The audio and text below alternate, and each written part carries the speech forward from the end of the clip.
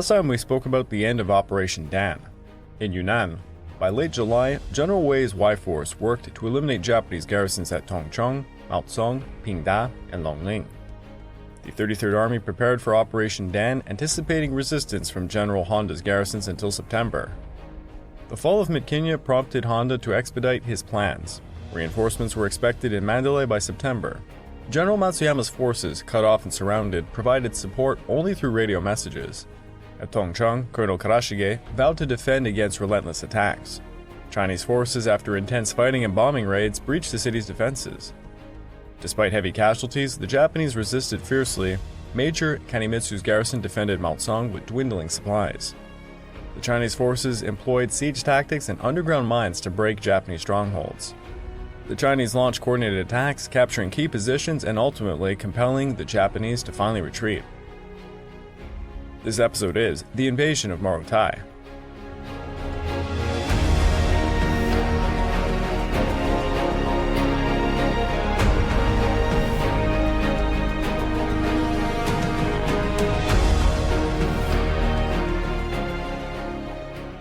Welcome back to the Pacific War Podcast week by week, and I'm your dutiful host, Craig Watson. But before we begin, I just want to remind you all that this podcast is only made possible through the efforts of Kings and Generals over at YouTube.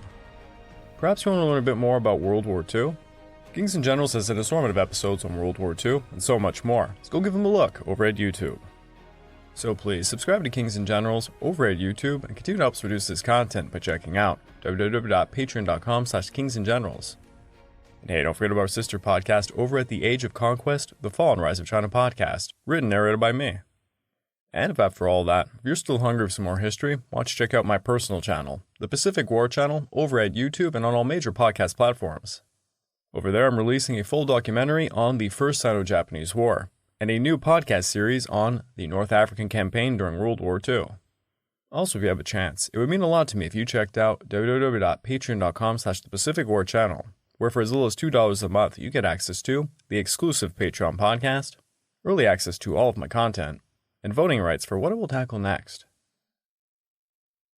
After the Marianas fell and Sansippur was captured, the Allies set their sights on their next objectives, the Palau Islands and Halmahera, slated for simultaneous invasion by mid-September.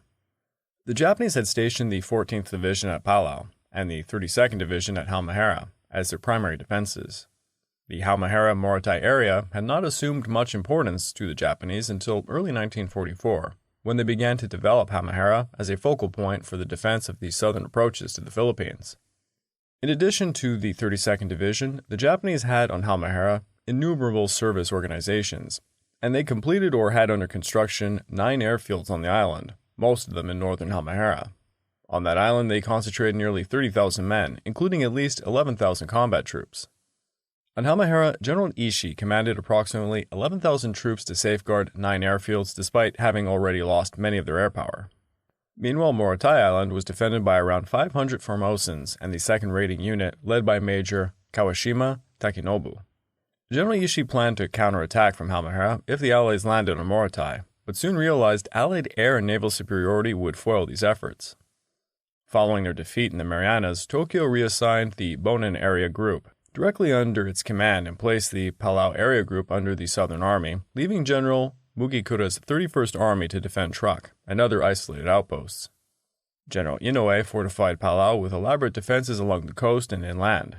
Manned by 21,000 Imperial Japanese Army troops, 7,000 Imperial Japanese Navy personnel, and 10,000 laborers. The IJN had by 1944 constructed numerous reinforced concrete blockhouses and bunkers, plus dug an extensive tunnel system near the end of the northeastern peninsula, as well as taking full advantage of Peleliu's natural caves. This elaborate multi-level tunnel system could shelter 1,000 troops. These defenses, tunnels, the airfields, and many support facilities were built by the 204th, 214th, and 235th Construction Battalions, mostly manned by Koreans and Okinawans. Detachments of the Guard Forces manned 8 120mm dual-purpose and about 3 200mm coastal defense guns. There was no ammunition for the 200mm short guns, nor did any ships report being fired on by the coastal defense guns. The 114th and 126th anti-aircraft units manned single and twin-barreled 25mm automatic guns, estimated to be at 30, and 13.2mm machine guns. A dozen 20mm cannons removed from destroyed aircraft were set up on makeshift mounts, mostly around the airfield. His strategy emphasized prolonged attrition over suicidal charges, aiming to exhaust the American forces. In preparation for the intense pre-landing bombardment, Inoue instructed his troops to utilize natural terrain features like coral caves and sinkholes, tactics that proved effective against the advancing Allies.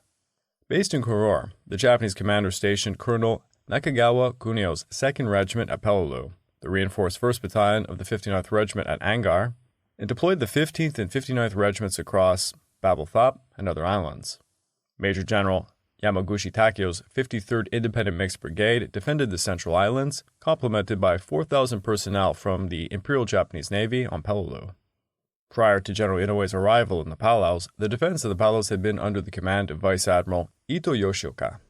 Upon his arrival in Koror, where he established his headquarters, Inoue appointed Colonel Nakagawa Kinyo as Peleliu's new commander, with his 2nd Regiment being reinforced. Nakagawa was a most able commander, possibly one of Japan's finest defensive tacticians, in the same league as General Kuribayashi on Iwo Jima. Nakagawa would make full use of all defenses and troops in Peleliu, making the Americans pay dearly for every inch, as he had been ordered to do so. Although a very capable commander, the appointment of an Army colonel over a Navy vice admiral caused a great rift between the Army and Navy on Peleliu, which deteriorated into a farce.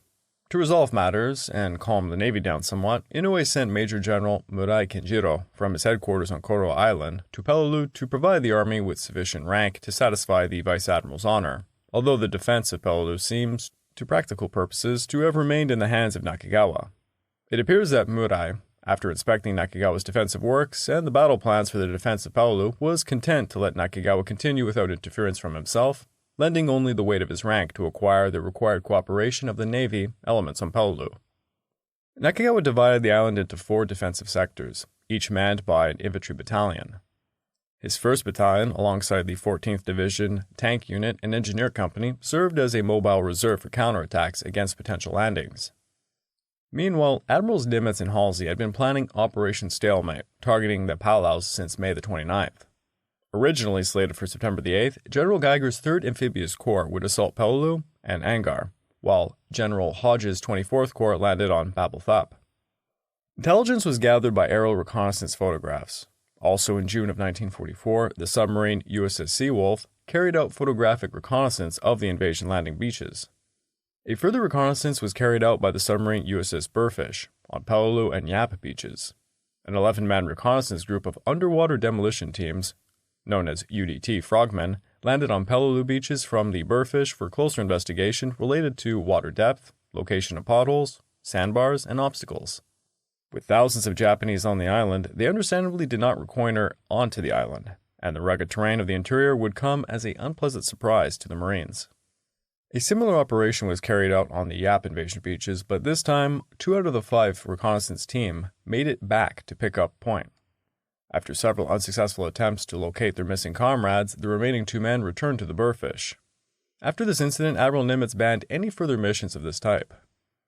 Given delays in the Guam operation, Operation Stalemate was cancelled on July the 7th and replaced by Operation Stalemate 2.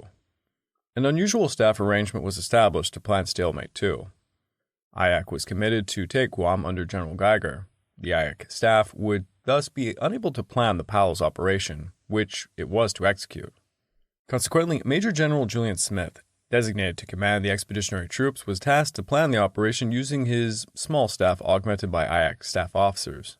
This temporary planning staff was designated X-Ray Provisional Amphibious Corps. It would plan the operation the IAC would execute, and it would be an awkward arrangement, but necessary in order to maintain the increasing tempo of operations. As the commander of the expeditionary troops, Smith was also to be in control of all ground action in the Western Carolines, a position roughly analogous to that of General Kruger of the Alamo Force in the Southwest Pacific. X-Ray was finally dissolved on August the 15th of 1944. This revised plan scheduled Geiger's forces to land on Peleliu with the 1st Marine Division and on Angar with the 81st Division on September the 15th, while the 77th Division remained in floating reserve and the 5th Marine Division in area reserve. Then on October the 8th, the 24th Corps planned to launch an assault of the islands of Yap and Ulithi in the Western Carolines. This was aimed at securing an additional airfield and fully neutralizing Truk and the remaining islands in the group. For this operation, Halsey divided his 3rd Fleet into 2 main echelons. His Task Force 30, which included covering forces such as Admiral Mitscher's Fast Carrier Task Force, known as Task Force 38 at that point, and Admiral Wilkinson's Task Force 31, the Joint Expeditionary Force. At Peleliu, General Rupertus's 1st Marine Division was to land with 5 battalions advancing over white and orange beaches on the southwest coast. Little side note here. Over on my personal channel, the Pacific War Channel, I actually got to interview the granddaughter of General Rupertus. So over there you can find a 4-part series on that interview where we covered his life, which is honestly very interesting. He had a very long career, and his time as a general during the Pacific War. And in a matter of weeks, I'm going to be putting out a full documentary on that interview as well. So if that's of interest to you, go check it out. The 1st Marines were to land on the left, pushing up the western shore to clear the Japanese forces from the ridges overlooking the airfield. The 5th Marines would land in the center to secure the airfield, and the 7th Marines on the right to capture the southern end of the island. Meanwhile at Angar, Major General Paul Muller's 81st Division planned a 2-pronged amphibious assault. The 322nd Regiment was to land on Red Beach on the northeastern coast, while the 321st Regiment would land on Blue Beach about 2,000 yards southeast. Both forces would then push inland to secure a first phase line approximately 300 yards from the beaches, before continuing their advance west and south. The reserve 323rd Regiment was tasked with a feint landing at Beach Black on the northwest coast, with potential deployment to Ulithi if the Palau operation proved successful. Meanwhile, General MacArthur aimed to establish an airbase in Halmahera's area, strategically positioned between the Vogel Cup and Mindanao. This location would provide crucial flank protection against Japanese forces in the Dutch East Indies, and support land-based operations for the upcoming invasion of Mindanao. Optimistically, in mid-June, MacArthur had tentatively scheduled the invasion of Mindanao for October the 25th.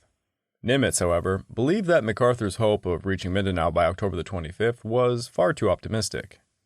During conferences at Pearl Harbor in July, called at the suggestion of Nimitz to coordinate the Southwest and Central Pacific plans for Morotai, Palau, and Mindanao operations, Southwest Pacific planners learned that less amphibious craft and assault shipping could be made available to them than they had previously anticipated. Moreover, restudy of range and weather factors made it appear somewhat risky to depend upon the ability of Morotai-based aircraft to provide air support for the Southwest Pacific forces on Mindanao after carriers had to leave the later area and before airdromes could be developed there. To obtain adequate land-based air support for the Mindanao invasion force, MacArthur returned to discarded plans to seize air bases sited on the Talud Islands, about equidistant from Morotai, and the Sarangani Bay, Mindanao, where the first landings in the Philippines were to be scheduled to take place. The employment of amphibious means for the Talud operation would delay preparations for Mindanao, as would the development of aerodromes on the Taluds.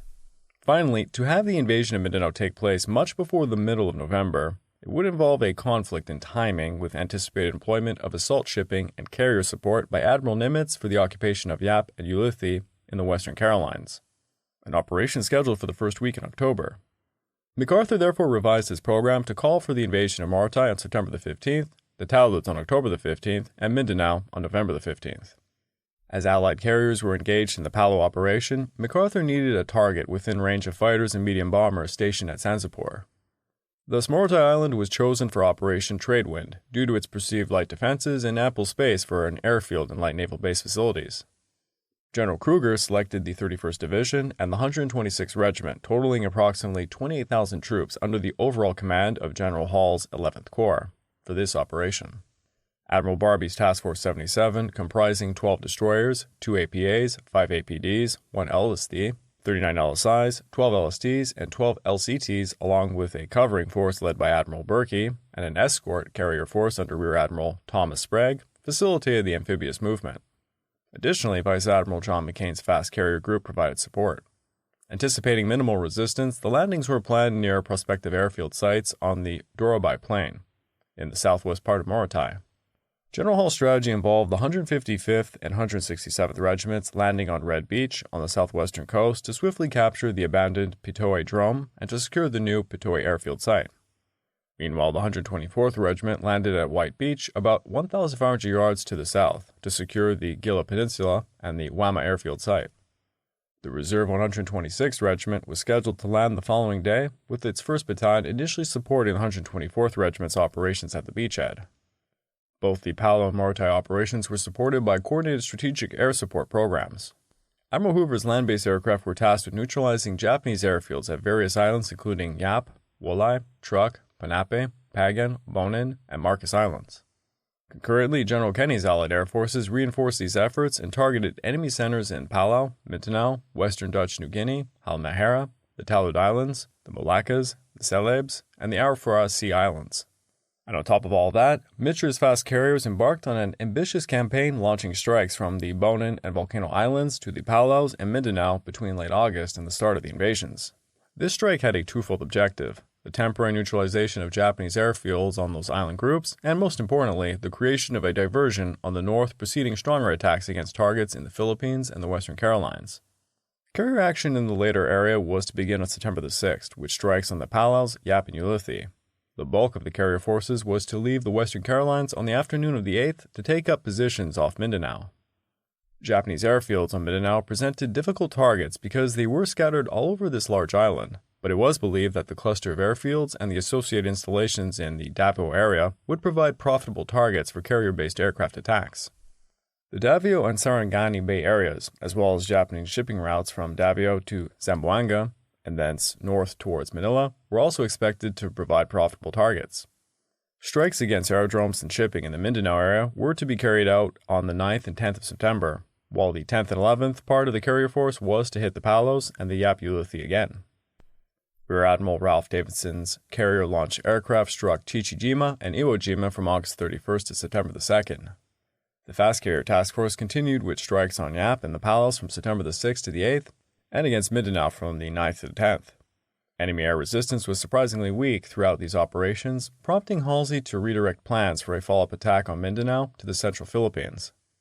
While the Japanese forces in the Philippines hastened to complete preparations against anticipated Allied invasion, enemy carrier-borne aircraft served sudden warning on September the 9th that the date of this invasion was drawing quite near. In the first large-scale air operation by the Allies against the Philippines, an estimated 400 carrier planes staged a devastating 10-hour offensive against southern Mindanao, concentrating their attacks on Davao, Sarangani, Cagayan, and Digos. Since Japanese air patrols had failed to discover the enemy task force, the attacks achieved complete surprise and inflicted widespread and severe damage to ground installations, airfields, anchorages, and lines of communication. Reconnaissance units of the 1st Air Fleet immediately flew over search missions, which revealed that the attacks originated from 3 enemy naval task groups boldly maneuvering in the waters southeast of Mindanao, as per the Shogo directives. However, the 1st Air Fleet withheld retaliatory action pending further developments. Ground and naval units in Davao area were nevertheless ordered on alert to meet the possible contingency that an invasion attempt would follow the air strikes, and that the Japanese armed forces throughout the southern Mindanaos became quite tense with the expectancy. A feeling of nervousness gripped the weak local forces at Davao and rapidly spread to the large Japanese civilian colony. A wave of wild rumors swept the city, and on September the 10th, a second series of heavy enemy raids aggravated the state of alarm. The city and harbor were reduced to shambles and communications were paralyzed. Panic and civil disorder broke out. Less than 48 hours after the termination of the raids on Mindanao, the enemy struck again, this time in the central Philippines. On the morning of the 12th of September, a Navy radar picket station on Sulan Island in Leyte Gulf broadcast over the general air warning net that a vast formation of enemy carrier planes was heading westwards towards the Visayas. Since the Sulan Island lookout was only about 20 minutes flying time from Cebu, the air forces there could not be alerted quickly enough to put up an effective defense. By 9:20 a.m., the enemy planes were already swarming over the Cebu airfields, where the main fighter strength of the 1st Air Fleet was based following its transfer from Davao. Although the attacks extended over the entire Visayan area and later took in Tawi-Tawi in the Sulu Archipelago, the Cebu airfields appeared to be the principal objective. In the 3 days over which the air offensive continued, the 1st Air Fleet suffered damage to 50 Zero fighters on Cebu alone, while in other areas 30 additional aircraft of all types were rendered non-operational. Flight personnel suffered numerous casualties, and training was disrupted. Heavy damage was also sustained by Army air units. The 13th Air Brigade, made up of Type 1 fighters, was so hard hit that it had to be ordered back to Japan for regrouping, while the 45th Fighter Bomber Regiment was reduced to half strength. In addition, 11 transports totaling 27,000 gross tons and 13 naval combat vessels were sent to the bottom of Cebu Harbor. The unexpected weakness in enemy air defenses led Nimitz to reconsider bypassing Yap and Mindanao, instead focusing forces on an early invasion of Leyte. McCain's group continued with attacks on Zamboanga, the Taludes, and Minado en route to Morotai. Meanwhile, between September the 1st and 14th, Kenny's aircraft conducted heavy raids on Japanese air bases within range of Morotai, effectively isolating the island. Targeted locations included Halmahera, the Northern Celebes, Ceram, Western New Guinea, and Mindanao. After rehearsals and preparations were completed, Barbie's convoy departed Aitepe on September the 9th. 2 days later, they rendezvoused at Maffin Bay with the majority of General Pearson's 31st Division. The entire convoy departed the area on September the 12th, joined the next day by the covering force and escort carriers. The voyage proceeded smoothly, and Barbie successfully reached Morotai on the morning of September the 15th. Meanwhile, McCain's carrier aircraft conducted a bombing and strafing mission over Japanese air bases in Manado, destroying 28 enemy aircraft. Kenny's bombers also struck Japanese air installations on Batyen Island, while Burke's cruisers and destroyers shelled enemy positions along Galilo Bay. Barbie's surface warships conducted a bombardment of the landing areas. During the naval and air bombardment, assault ships moved into their assigned positions west of the landing beaches efficiently and without confusion. The initial waves formed quickly and landed the 155th and 167th Regiments on Red Beach at 8:30 a.m., followed by the 124th Regiment on White Beach 1 minute later. Encountering no opposition, the troops swiftly reorganized on shore and advanced towards their objective. By 1 p.m., the 167th Regiment had secured Pitoy Drome, and at 3 p.m., Colonel Starr's 1st Battalion had secured Gala Peninsula. Other units also advanced inland, establishing a 2,000-yard beachhead line. Although there were some minor skirmishes, the Japanese could not mount significant resistance against the overwhelming Allied force, and retreated into Morotai's rugged interior. The day's action resulted in 7 wounded amongst the 124th Regiment and the loss of 12 Japanese soldiers, with 1 being captured. Beach conditions, however, proved unexpectedly poor, severely hindering the unloading efforts. Consequently, starting on the 16th, all the LSTs, along with numerous LCTs and LCMs, had to be unloaded at Blue Beach, a favorable landing spot on Piteau Bay shores. Simultaneously, as the reserve 126th Regiment was disembarking, Pearson's resumed advancing inland against minimal opposition. Swiftly, they secured a perimeter around the Pitoy Drome area, spanning over 7,000 yards wide and approximately 5 yards deep. Following this, American patrols were dispatched to eliminate small Japanese groups. Radar stations and observation posts were established on various offshore islands and Morotai's coastline, and efforts were made to expand the perimeter to the Subutai River to accommodate additional bivouacs and supply installations. Leaving Morotai behind, we're now going to be looking at Burma to explore the aftermath of Operation Yugo. Following the decisive victories at Impal and Kohima, General Slim opted to pursue the retreating Japanese forces towards the Chinwin River, despite the need for rest amongst his weary British Indian divisions. Consequently, the 23rd Division spearheaded the pursuit to Tamu, at the head of the Kaaba Valley, where Major General Charles Fox, 11th East African Division, took over in early August. Meanwhile, to the south, General Evans' 5th Division pressed towards Tidim, encountering stubborn resistance from General Tanaka's 33rd Division. Slim's strategy aimed for both divisions to eliminate remaining Japanese forces west of the Chinwin and to converge at Kalemyo. Subsequently, the Tindim Road would be abandoned as a supply route in favor of the Kaaba Valley and aerial resupply drops. As a result, the 31st Division, now led by General Kawata Tsuchitaro, successfully reached Sutang. Their mission was to cover the withdrawal of other units in the region.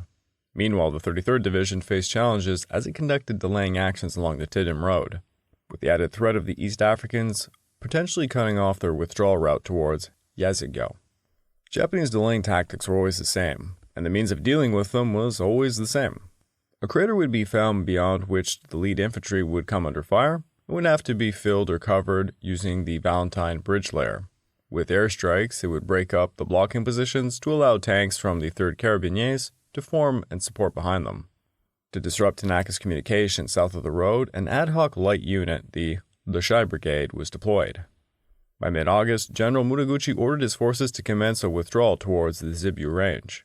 The 15th and 31st Divisions were directed to cross the Chinwin River by August 25th, despite shortages of small boats. At the beginning of the crossing operation, a series of setbacks was experienced. It had been planned to bring small boats upstream to cross the areas with supplies for the army, to utilize the same boats to evacuate casualties and heavy weapons south to Kalawa. Because of the enemy air activity over the Chinwen River, it was impossible to bring the boats to the crossing points, however. As a result, approximately 3,000 sick and wounded were forced to cross the river and continue the rear on foot with increasing heavy death losses. By August 31st, they were expected to reach the eastern bank of the Chinwen, with the 15th Division consolidating along the Pimbon-Pilimbu line by the end of September, and the 31st Division reaching Shuebo by mid-October. By the end of August, key command changes occurred following the setbacks of Operation Yugo. Lieutenant General Katamura Shihachi replaced General Muraguchi as commander of the 15th Army, while Lieutenant General Kimura Hitaro took over for General Kawabe as the commander of the Burma Area Army. Kimura Hitaro was noted for his strategic flexibility. Subsequently, he directed the 33rd Army to secure a defensive line from Lashio to Mandalay, safeguarding the right flank of the 15th Army. The 15th Army, in turn, was tasked with holding the Irrawaddy River from Mandalay to Pakoko, while the 28th Army was assigned to defend the Yananyang oil fields, the Arakan coast, and the Rangoon Delta. Meanwhile, on September the 12th, the 33rd Division crossed the Manipur River to proceed with their retreat towards the Kaba Valley. They left the 215th Regiment to guard the rear at Tongzang, while units of the 5th Division infiltrated the area between Tongzang and Kamyo to disrupt Tanaka's withdrawal and mount significant attacks against the 215th. By September the 20th, the Japanese forces were forced back to Tidim, where the 214th Regiment covered the retreat of the rest of the division.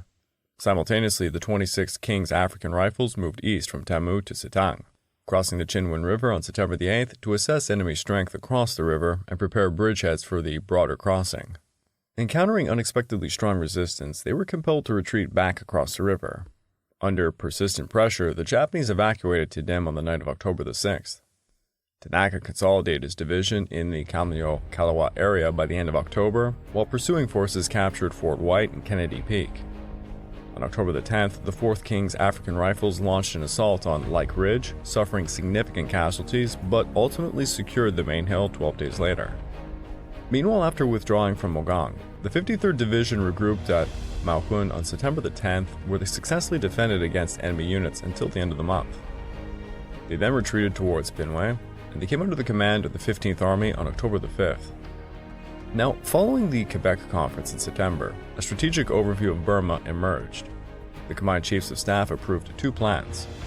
The first, codenamed Dracula, proposed an amphibious assault on Rangoon with a target date set for March the 15th of 1945. The second plan, Capital, aimed at the conquest of North and Central Burma, with General Slim suggesting an overland capture of Rangoon as part of the operation. Initially skeptical, the Americans reluctantly agreed to Dracula, contingent on ensuring that northern Burma received adequate resources. However, due to Allied setbacks at Arnhem during the Battle of the Bulge, it became clear that reinforcements from the European theater could not be spared for the Rangoon offensive. Consequently, it was announced that the operation would need to be postponed until after the 1945 monsoon season. I would like to take this time to remind all of you that this podcast is only made possible through the efforts of Kings and Generals over at YouTube. Please go subscribe to Kings and Generals over at YouTube and continue to help us produce this content by checking out www.patreon.com/kingsandgenerals. And hey, don't forget about our sister podcast over at The Age of Conquest, The Fall and Rise of China podcast, written and narrated by me. And if after all that, if you're still hungry for some more history, why don't you check out my personal channel, the Pacific War Channel, found over at YouTube and on all major podcast platforms. Over on YouTube, I just released a long-form documentary on the First Sino-Japanese War. And over on the podcast platforms, I am releasing the third episode in a brand new series on the North African campaign during World War II. Also, if you really want to help me personally, please go check out my Patreon at www.patreon.com/thepacificwarchannel, where for as little as $2 a month, you get access to the exclusive Patreon podcast, early access to all of my content, and voting rights for what I will tackle next.